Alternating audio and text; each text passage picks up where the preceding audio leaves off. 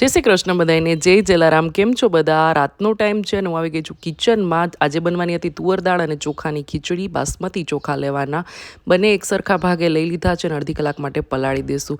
તેલમાં રાઈ, હિંગ ને જીરાનો વઘાર કરી લીધો છે. બટેટા એડ કરી દેશું, બેઝિક મસાલાની સાથે દેશી ટમેટું અને ધાણા અંદર જ એડ કરશો ને એનો ટેસ્ટ બહુ જ સરસ આવશે.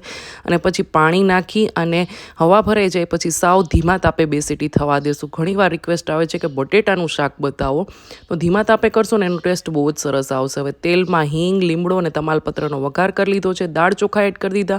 અમારા ઘરમાં ખાલી હળદર ને નમક જ પડે આમાં.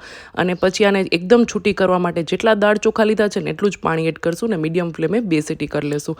અમે જે બહાર પાકેલી હોય ને કેરી ખાતા નથી, પણ આ વખતે દીકરીઓને બહુ મન હતું. કાચી હોય ને એને પકવીને જ ખાઈએ છીએ. તમારે એવું હોય તો કમેન્ટ કરજો. તો પહેલી વાર આવી ગઈ છે કેરી અને બની ગઈ છે અહીંયા આપણી થાળી. ગુંદા કેરીનું અથાણું, સલાડ, કાચા મરચાં, કેરી શાક, રોટલી, ખીચડી. આવજો.